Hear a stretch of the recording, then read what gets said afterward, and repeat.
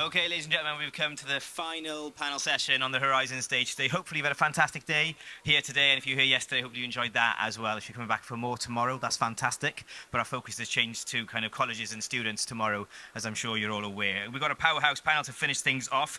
We're going from local to global, so also be prepared for them to open the floor, and you can ask any questions you want, and the guys on the stage will do the best to answer the questions. So be ready for that as well. So let's get on with things, because these are the guys you want to hear, not me. So please give a warm welcome to our panel and our chair, Walter May. Thank you. Can you hear me? It's working, is it? Yeah, good. Yeah, thanks for all of you for attending, and obviously thanks to the panel for agreeing to be grilled by me. So hopefully they're not too nervous. Are you guys? No. Okay, so I've met them once before online, so it's the first time I've met many of them in person. So I thought we'd start with just a very quick introduction from everybody. So I'll start. My name is Walter May. I'm the founder and chief exec of GlobalWelsh, who spends our time connecting Wales with the Welsh people that have left for economic development reasons. Come on. Hello. Hi, my name is Kamal. I'm the founder of Salah. Salah are the inventors of the world's first interactive prayer mat. I'm Bethan Evans, Chief Operating Officer, Excelerate Technology. We manage resilient data, video and voice solutions for the emergency services and other markets globally. Hi, I'm John Petrie. I'm from DOSON. We're a next-gen sales and supply chain management system, and we're experienced as everything. And we work with companies like Fairfax and Favour and the Beauty Tech Group PLC. We've got brands like Current Body and Zip Beauty and Tria. They've got their famous Current Body LED masks, which are all red, which you've probably seen all over the BBC. Hi, I'm Tom Taylor. I'm Deputy Director at the Department for Business and Trade, and we support a number of businesses like these to export and invest. Hi, my name's Richard Harris. I'm Head of Trade at the Welsh Government, and like Tom, we're really lucky to support a number of the businesses around the room and the three on the table. So great to see you all, guys. Thanks, everybody. So just as a preamble, obviously this is a really important subject for businesses, obviously, that are looking to grow, but also for the Welsh economy, because we need more businesses to actually aspire to trade internationally. And I know it's looked at through rose-tinted glasses sometimes, but to actually do it effectively is challenging. It has risk, and it has cost attached to it. So clearly it's a big step in terms of taking our business international. So we hope from this session that you will see that it is achievable. These businesses are actually achieving it, and you'll be willing to actually give it a go. And I can assure you at the end of this session, you'll go away thinking, actually, it doesn't look as daunting a prospect as I first thought. That's what I hope. So it'll depend on the next 45 minutes go. So at the end of the session, that's what I would like you to leave with. That's the takeaway. So I thought I'd start by, again, a scene setter, by asking Tom and Richard to just express from their perspective in terms of their government role, where does international trade figure in terms of their priorities and the government's priorities? So Tom, if I can ask you to go first. Yeah, thank you, Walter. So, growth is the central plank, if you like, the central mission of the UK government right now. We all understand the economic data. We all see it. We live it day in, day out. And economic growth is the way out of a number of the issues that the government has currently. So it's something that the Prime Minister is encouraging us constantly to think about and talk about in terms of our work. Clearly, then, it's the most important thing for the Department of Business and Trade. We recently published our industrial strategy, or the UK government's industrial strategy, that sets out 8 key sectors, of which tech is a central one of those sectors. And within that, supporting businesses to export is really, really crucial. We know that exporting businesses are much more likely to pay higher wages. They're much more productive. And it's fairly obvious, really, why that's the case. It's because businesses that export are that much more ambitious. They sell more fundamentally, and they have to innovate. They have to innovate to be able to cross boundaries into other countries. So it's really key that I come to events like this, meet businesses like yours, and encourage them to export, because you're the businesses actually that will change the course of the economy for the better. I'll hand to Richard. Got nothing left to say. So, as I say, so I work for the head of the trade team in Welsh Government. We're responsible for delivering the Export Action Plan. So this year, reporting to Rebecca Evans, who's the Cabinet Secretary for Economy, Energy and Planning, we'll invest around £3.7 million to support exporters across Wales to go to markets from as far afield as Japan to Australia, across to San Francisco and Alaska in the year. It's really, really important that we try to encourage companies to go along that journey to export. We look to try and inspire companies to export, build their capability, help them find customers, and also help them get to market. As Tom said, companies that trade internationally are around about 21% more productive than the ordinary businesses that are working in a domestic market. Nothing wrong with that. But obviously, if you're not looking at your international markets, there are international companies looking at yours. We're very lucky to work with a number of the businesses. Bethan's just come back from Germany. You had colleagues out in Abu Dhabi with ourselves as well. So it's about providing a platform. And from Welsh Government's perspective, it's really important that we use that platform to encourage businesses to export. We are, that's one of the key priorities for ourselves in this Senate term. Thanks, Tom. Thanks, Richard. So at GlobalWelsh, we work with a lot of companies that look to export. And what I see a lot of is their first entry into an international market is a bit ad hoc. And they're very lucky if that actually goes well. So I think I'd like to, again, from this session, try and take the learning from the companies on this panel in terms of when do I start, how do I start, and where do I start. So if you get those things right, you're more likely to succeed. And if you succeed in one market, then you're more likely to go and extend into a second, third, and fourth. So getting it right first time, I think, is pretty important. So I want to just start with a question, which I think is probably on all your minds, which is, and this is the panel, what was your initial trigger or market research process for deciding which country, region to enter first, and how did you validate customer demand?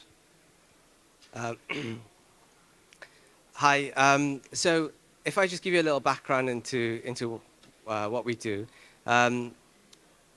My Salah mat is an interactive prayer mat. It's a prayer mat that helps children and adults learn how to pray, the Muslim prayer. And the idea came about when I was praying one day and my son joined me, and he was struggling to do one of the positions in prayer.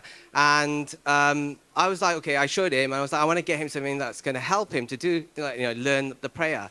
And I couldn't find anything. And I was like, oh my God, there's like 1 billion Muslims out there, and there's not anything for children to help them how to learn how to pray.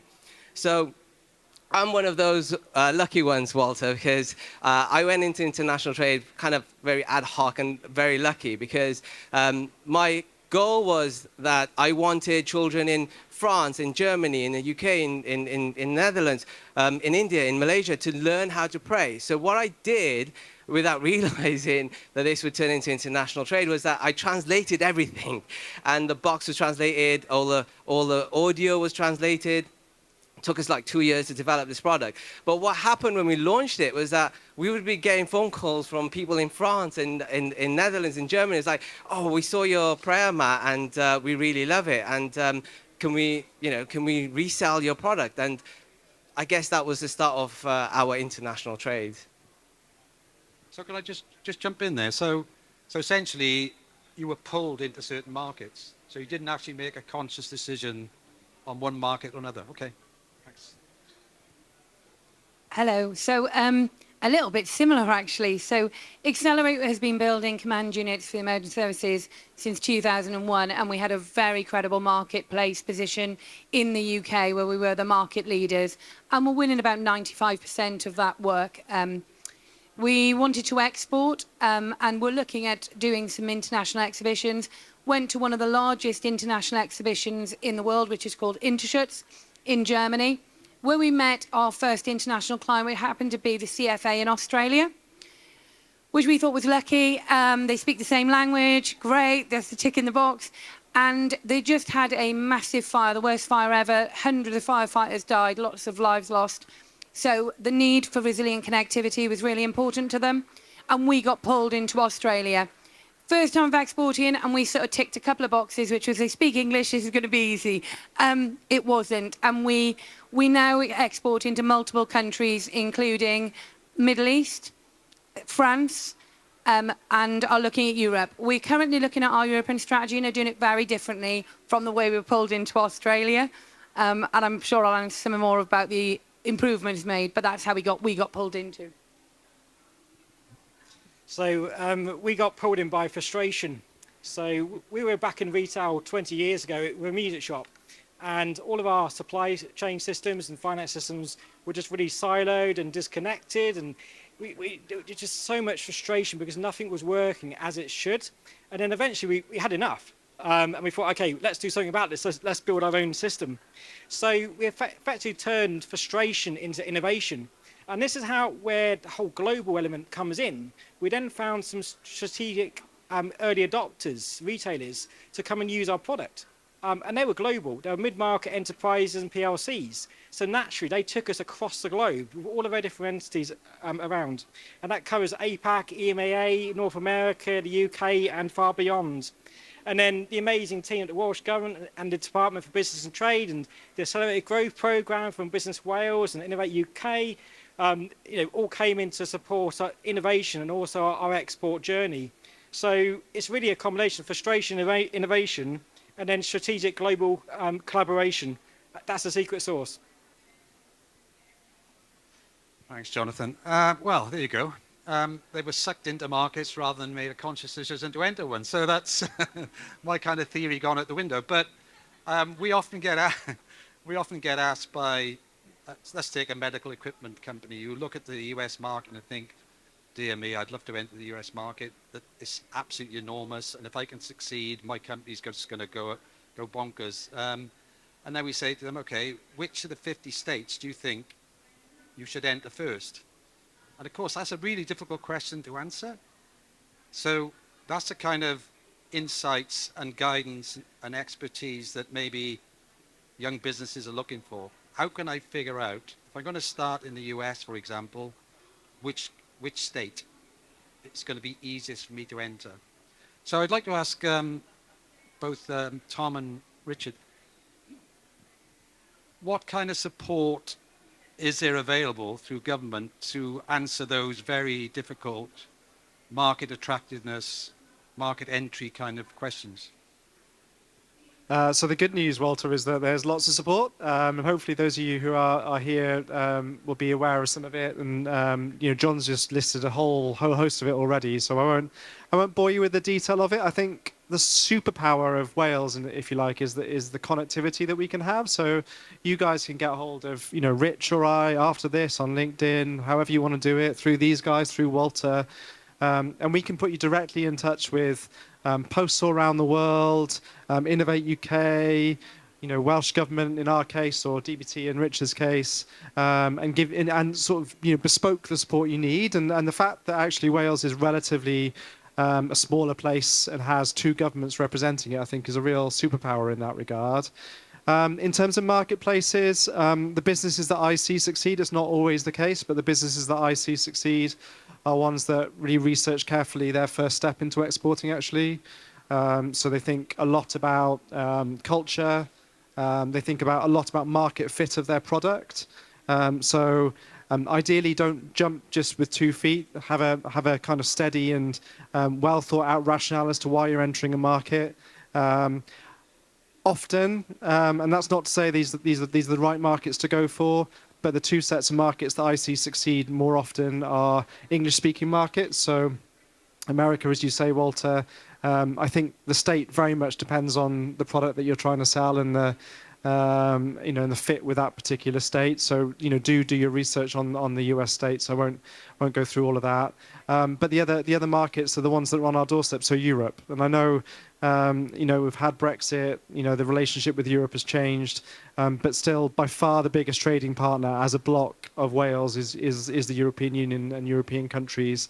They're not very far. It's not very difficult to travel there. So I'd very much encourage people to look at those markets as a kind of stepping stone into perhaps some of the more complex ones. I'll hand to Rich.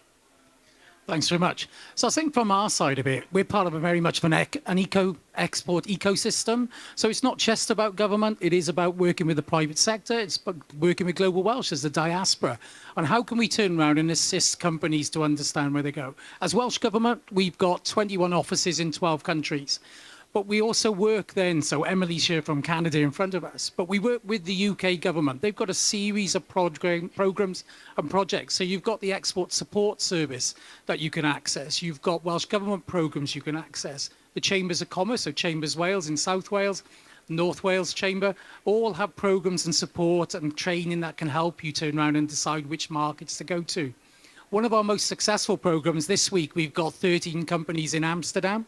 So it's a new exporter program. So it's our exporter accelerator. And we've set up a number of businesses by working with them on pitching skills. We've then taken them forward and set up a series of meetings for the companies throughout the week that they're in Amsterdam. And then when they come back, we'll work with them again to turn around and help them develop those commercial opportunities into successful deals. Last year, we had 15 companies as part of the program, and all 15 of those companies were successful in gaining commercial deals in the European Union. But as Tom says, whilst Germany's our largest export market, in terms of our projects, around about 55% of the projects that Welsh Government deliver are aimed at North America and particularly the USA. Canada as well is obviously growing. There's been lots of announcements from Washington and others, so companies have started to pivot. We are seeing where companies have got a real strategic advantage and market proposition. Places like Japan have been a real market. Companies have started to pivot away from certain locations due to uncertainty and global volatility. But there's a huge amount of support through the embassy network that's global, through our own programs, and it's there. And I would suggest to all of you to really look at those support mechanisms that are there. They're all going to be different. It's all about a bespoke solution for yourselves. And Tom's team, my team, and as I say, Walter's team through the diaspora, the Chambers of Commerce are all here to help. Thanks, Richard. Thanks, Tom. Yeah, so you mentioned the diaspora, and one of the ways we as GlobalWelsh help companies answer those difficult questions, those key decisions that they have to make, is through connecting them with Welsh people in a particular location. So, you know, through the work we're doing, that, you know, Texas seems to be probably the best place to start to build your presence in the US if you're in the medical devices industry, for example. So anybody who comes to us with those kind of questions, we can connect them with Welsh people in locations that they can have a conversation with and try and figure out the answers to those questions. Likewise, if they are looking for a distribution channel, you know, how do you find market partners that you can trust that can deliver your objectives in those countries? And that leads me on to the second question nicely, which says, how did you structure your first export deal? Was it direct sales agents, distribution, or e-commerce? And what adaptations did you make along the way?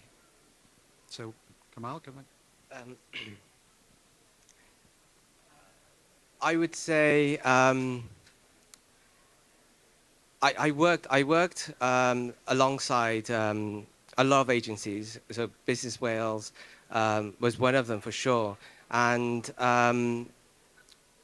for me, I took a lot of advice and a lot of support from our manufacturer. So we manufacture our products in China, and they've got a wealth of information, and it's the first time that I realized that the information can come from people very close to you. So use the resources that are around you. We exported, our first export actually was to America. America is our second biggest market. The UK is the first biggest market, America is second, and then it's Europe. And then it's Australia, so exactly what you said. And these markets bring, initially it was 20% of our income, of our revenue, then it was 30, then it was 40, and now it's 50%. So without them, we'd be half a company. So for us, international trade has been absolutely super phenomenal. And what we do now is we ship directly to our clients. So we have some areas we have distributors, like the Middle East, and some areas we have companies who have taken exclusive distribution. And in America, Amazon is just huge. So my client in America has a monopoly on Amazon, and I get like 50 messages every day from resellers, can I sell on Amazon? And I have to say no, because he literally has a monopoly, but he sells a lot. So we basically work with distributors, retailers, and individuals to help us export all of our products. Hello. So Excelerate's first export deal was direct and with end users. And I think one of the things we always thought was we'd have to be direct. We build very complex solutions, bespoke, so very big design aspect can take 2 to 3 years in a sales cycle to get the specification right. And when we couldn't see how we could do that with other people. And over the years we've developed, so we now work with distributors, agents, and still direct, depending on the territory, what's right. For me, some of the big adaptations that have gone is about going and making sure we're getting the support in the territories up front. We're currently looking at our European strategy. That's where we're going next. And we have, as Richard said, I've been out in Bremen last week, and I'm making sure I'm making use of all the resources available to me from Business Wales, DBT, and other industries. For me, we work in the space industry. So I'm reaching out to European Space Agency, the UK Space Agency, and there are endless of government organisations out there to help us grow. So we're a tech startup, so we're slightly different. So contractually, we have to make sure that all our contracts are suitable for international markets. Data processing agreements are really important as well. Personal data is really key. So getting a really great tech solicitor involved very early on is really key, and they can make that all really simple for you, so you don't have to worry so much. And then in terms of the technology side, personal data is obviously really key, so you have to make sure that data is stored in the right place. Different regions, jurisdictions have different rules. And then you've got performance. You want your applications, your mobile apps and your Windows and web apps to load really quickly when your customers are using them.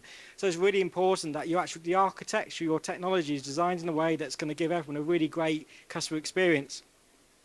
And then the last thing really is that when you're building tech, your product is continually evolving because you're continually innovating. So you have to keep pivoting that all the time. So changing your messaging and make it, it's really, really hard to keep that going because it changes literally all the time as you're growing. So that's a really key thing to watch. And then making sure your pricing is really fit for the market as well. And again, keep reviewing that all the time because you'll pivot so many times to get it right. And will you ever get it right? You just keep pivoting. Yeah, can I just start? So I think what you've all said is that your initial entry into the market was more direct because you felt that you needed to do it to get it right, because it's difficult to say to someone, I want you to sell my product if you're not selling it. So if you've sold it, then you can obviously makes it easier, I suspect, to recruit a distributor or go indirect. And I think what Kamal said was that you have multiple channels from the beginning. Kamal, is that right? Which is quite unusual. So you had direct, you had e-commerce and distribution.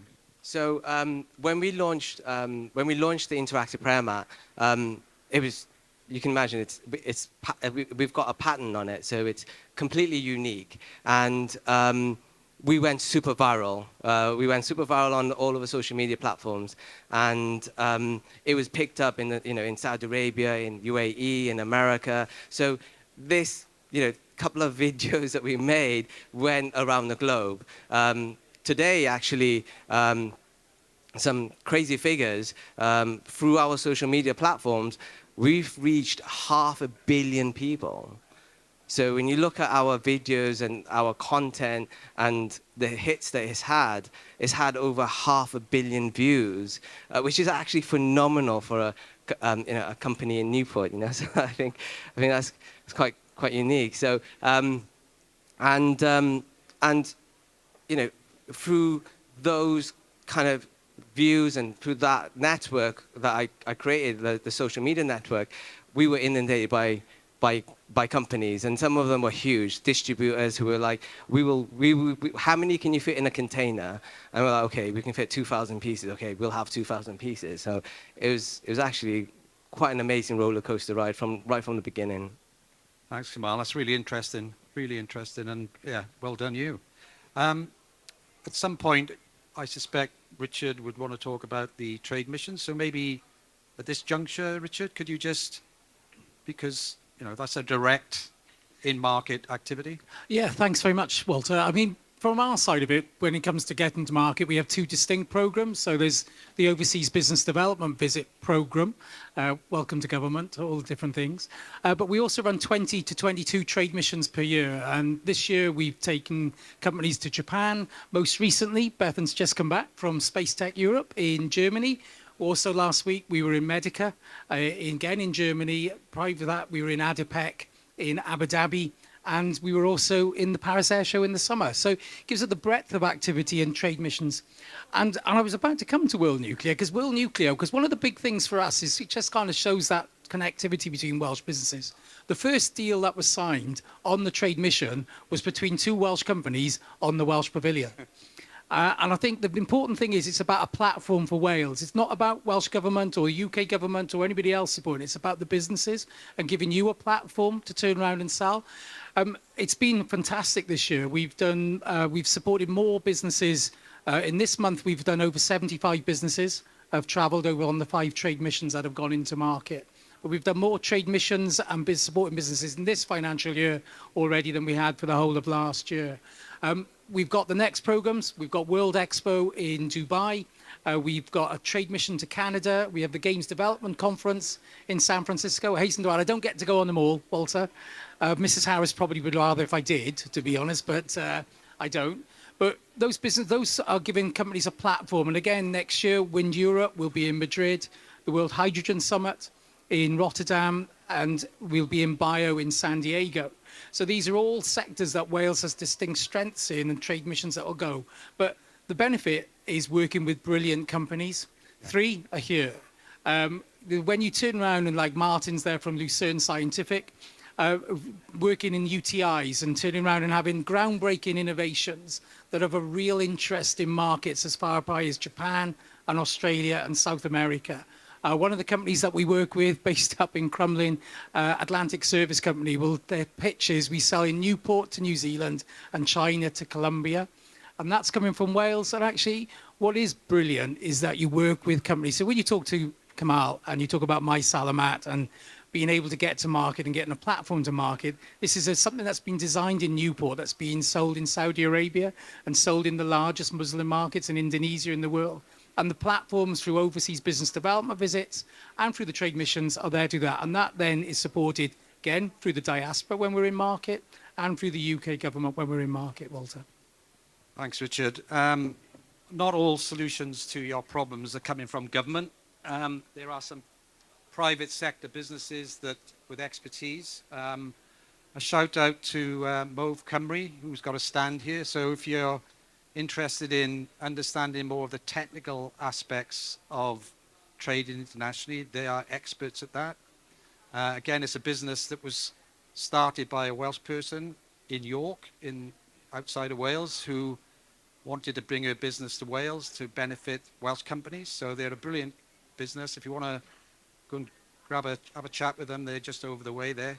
So yeah, thanks, Richard. And I think we're not going to get into the technical aspects of international trade in this session because they are very technical, but there's lots of help to help you work through those issues. So the next question, and I'm not going to start with Kamal because he's put him on the spot twice. Maybe start with you on this one, John. How did cultural or language barriers impact negotiation or your relationships, and what strategies did you use to get over those barriers, if they exist? So the impact isn't language. Our core markets are the UK and Northern America. And we speak retail, just like our customers, so we're already speaking a universal language. So really, from a strategic point of view, it's all about building trust. So things like leveraging international compliance as our passport, so ISO 27001, for example, proving our technical readiness, building customer relationships, demonstrating that we understand supply chains inside out. We've been there as retailers. And then developing strategic partners, and this covers global software vendors, agencies, customers, and they'll help provide on-the-ground support and trust to help you enter the market. Thanks, John. Hello. So for our first international export, it wasn't really language. The big difference, or culture actually, with Australia, it was actually a time difference, which we hadn't accounted for in our planning at all. So that massively was an impact of when it had to be so heavily relied on our team doing it, and that team still had a UK team to service, and we sort of underestimated just how much time really needs to be done through the night when your customers are working while you're sleeping. Makes life a little challenging. In our other territories, there are cultural differences, there are language barriers that we have to overcome. I think one of the big things for us has been, there were some courses that our teams have attended on trading with the Middle East. We're signed up to go to World Health Expo, I think in February or March next year, and there's a session, I think it is tomorrow, on the cultural and how to behave and the things we need to be aware. And that's been really helpful for us when we're trading in new territories. With regards to languages, it is about having some good translation services and building a nice partnership with companies that you trust, that you can work with, that make it really easy. I think we're just so lucky that pretty much any country that we've worked with, or anyone we've worked with, speaks some form of English, right? We're just so lucky that English is an international language. But I'm also lucky that my grammar's so bad, so I break down my English all the time without even realizing. So it just makes it super easy for people to understand when I'm talking to them. And I'm also lucky that there's a phrase, a greeting that we say, which is Assalamu alaikum, which is probably recognized by 1 billion Muslims around the world. So when I pick up the phone and I say Assalamu alaikum, it just puts them at ease. They're just like, okay, I know this guy, right? And then I'm just like, do you speak English? And we've used like loads of techniques. We will make simple videos that we will then send to them in an email. We will use Google Translate and have an English and the language that that they speak, if they're French or German. So we'll have both within those emails. So there's been like small, really smart techniques that we've used to make people feel at ease. When we do our marketing, like our posters and stuff, we will get them made in different languages. So they're not receiving a poster with all the features of the product in English. They're getting it in French or Arabic or whatever. And those kind of things have really, really helped. Interesting. So you use video to communicate. That's really, really interesting. Never heard that before. So we've got a few more questions, but we're running out of time. So this is the last question, and hopefully this will give good insights into what you guys need to do next or not do. If you could give one piece of advice to a business just starting international trade or considering doing international trade, what would it be? And what mistakes should they absolutely avoid? Is that you, John? Oh, sorry, John. So mistakes, I think, as I said at the start, don't jump in. Be methodical. I realise this isn't always the experience of business, but if you can plan your first export, because actually that will stand you in good stead for the whole process. And to make a plug for a service that the Department of Business and Trade offers, we have a business academy, and within that an export academy that will help you develop an action plan, understand your first market, and avoid some of these pitfalls as well. Common mistake, actually, thinking about the distributor and e-commerce issue. and I think it is relevant to kind of tech, and especially tech services actually, is businesses overlook some of the regulatory and e-commerce sometimes issues that can arise, particularly if you've got tech as a service, because actually it's relatively easy to get it into a country. It's not like a good where, you know, there's lots of paperwork to fill in, etc. You know, it's you can transfer it fairly straightforwardly, but you shouldn't neglect some of the regulations and rules that a lot of businesses will have. So try and avoid that, but more importantly, try and plan your first foray into export. Okay, thanks. Can we I'll go this way. keep the response short, because we're running out of time. So the regulatory one from Tom, really big points, branded points there. That's really, really important. The big takeaway for us is choose your early adopters wisely, because they'll help you shape and validate your product globally. And then you can then use them as strategic advocates to help, you know, get your products into more companies. They're partners, they're not just customers. So, you know, treat them in that way. And the biggest mistake, make sure that you develop all your relationships early on. It's never too early to start building relationships, because we were quite late at doing that. So just get out there and have fun. Probably the same answer for me for both parts of it, actually. One piece of advice, make sure you get that support. I think we can fall into the trap of being really successful in the UK. Great business, great customers. It's easy to scale. We do this with eyes closed. Don't do it alone. Get the support and really research it. Again, there's loads of support from Welsh Business Wales and DIT. But I would say one of the best things that we did was, so we're product based. So we made sure that the money was in the bank before we sent anything. And we've just followed that process. And what that has enabled us as a small company to do is to scale up. We can reinvest that money. And also it just meant that somebody, you know, we weren't chasing somebody in another country and a language that we didn't speak, laws that we don't know. So that's one of the things that we did. And I would definitely say that's one of my advice. Yeah, money in the bank. Money in the bank. So now we're going to open it up to the floor. If there's any questions, someone will hand you a mic. So anybody want to ask any questions?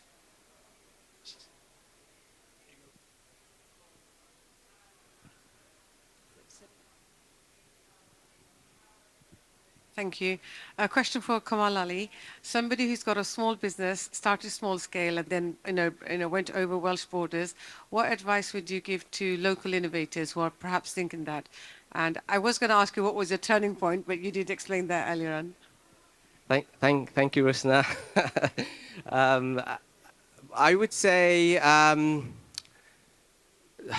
advice for somebody who's starting out. I always say, and you know, my background is also teaching. I was a design technology teacher for about a decade before I went into developing my own company. And I've always said that if you do something, do it because you love it.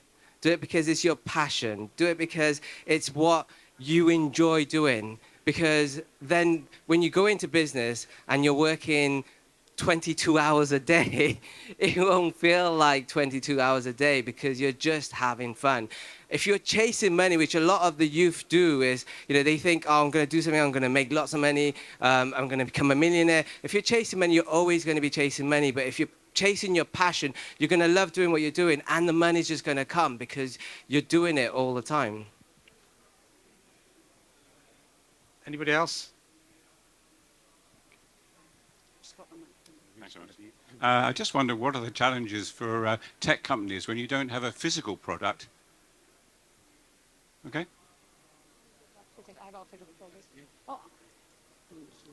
So for us, we offer, we have physical product.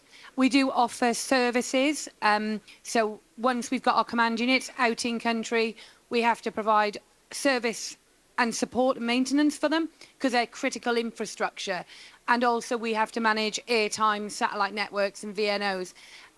For us, that's about getting really good recruitment in country. We have learned that sometimes it's best to implant our own staff where possible. So we've got engineers who luckily have emigrated over to countries like Qatar and Australia. So us, for me, the first thing is when you're doing services overseas, you need to really make sure, how are you resourcing that? Because it's not always easy to find the same skilled staff that you rely on locally in another country. Does that answer your question? Sorry. I thought it was for John. That's fine.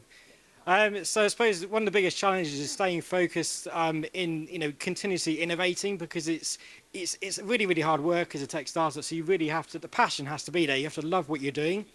So yeah, one of our biggest challenges is enabling that continuous innovation, which we achieve all the time, well, continuously. But that it's really hard to do that, especially when our product is business critical. It's used globally for some really large businesses. So we have to be up. So there's all the support, there's all the maintenance. It's got to be resilient. So there's so many different factors, the regulatory side of it as well. So it's complicated, but one step at a time, and you'll get there.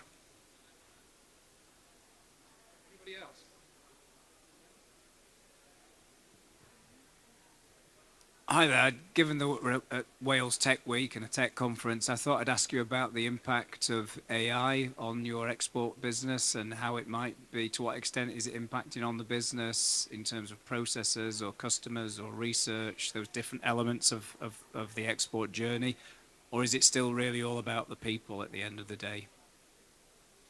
I think AI is a strategic enabler, and it's very good at enhancing data and taking it much further. But the problem with most tech in the industry at the moment is we haven't got data integrity. So if you're putting AI on the top, it's not going to improve things, because you could be improving, it could be making a decision based on wrong data. So there's a really big problem with data integrity, and that's one of the key USPs of DotOn. We deliver data integrity across the whole sales and supply chain for mid-market enterprise and PLCs. Thanks, John. Okay. So AI is a really great tool, but it's using AI strategically, within companies, and also, for us as a tech startup, incorporate it into our strategy, but very strategically, not just let's bolt on a chatbot. It's ridiculous, what the industry has done with all these chatbots. So it's building things. AI is a real positive, but it needs to be carefully incorporated. Thanks, everybody. Unless anybody's got any last comments to make, we're coming up to time. Do you want to add anything? No? I think I'll just say that I've got a stand over there, and we're in the startup section. We've just launched an interactive Welsh pad that hopefully is going to help children learn the Welsh language from a young age. So if you're around tomorrow, pop by. I'm just in the startup section. Thank you. Thank you.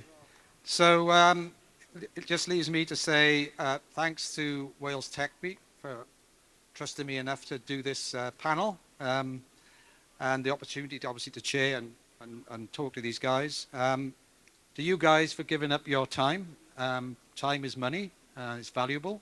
So appreciate you sharing your knowledge and expertise and wisdom with the audience. And thanks to you guys for turning up. Hopefully, what you've heard today suggests that this isn't as difficult as I first thought, and I'm willing to give it a go. So hopefully that's what you'll do, and maybe next year you'll be on this panel talking about your experience. So thanks, everybody, and hope you enjoy the rest of your day. Thank you.